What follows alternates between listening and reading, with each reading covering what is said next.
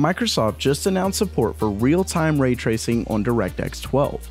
This has some major implications for the future of graphics in games, but does it spell doom for your wallet?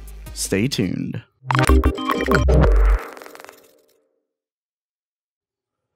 Welcome back to GamerMeld. Right as the GPU market seems to begin slowly easing on prices as certain cryptocurrencies get harder to mine and their value looks to be evening out, the gaming world received some pretty massive news.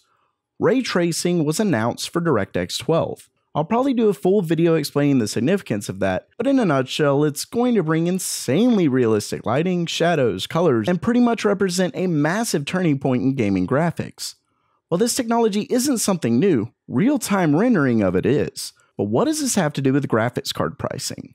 While reading through the announcement, there was one thing that kept popping up. While ray tracing will essentially be supported on all modern graphics cards, Volta kept being brought up as far more suited for it.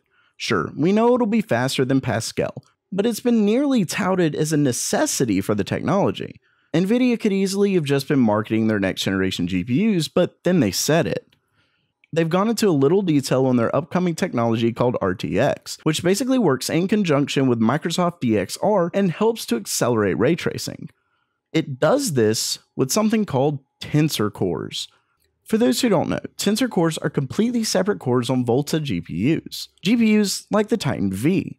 When announced, tensor cores seem to be specific to machine learning and AI type computations, to which it was advertised as such, but their RTX technology made for games requires Volta because of these tensor cores, as well as possibly some other reasons. Either way, it's pretty clear this technology is coming to Nvidia's upcoming gaming cards. Whether they'll only offer tensor cores on higher tier cards or their entire lineup is still a question though. So to finally answer the question as to why this matters for cost, the Titan V is $3,000. That's right, $3,000.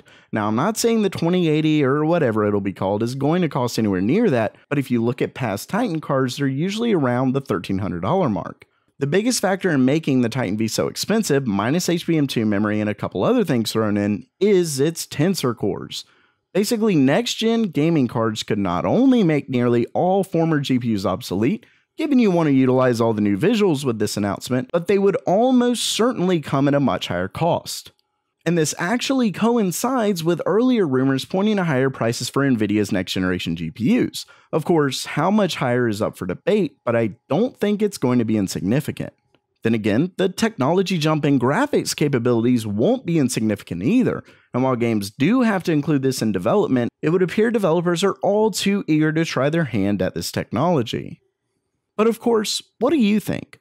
Are you okay with more expensive cards for a huge jump in graphics rendering, or would you prefer cheaper GPUs? Let me know down in the comments below, and definitely don't forget to subscribe to the channel for all things gaming hardware news and reviews. And as always, have a great day.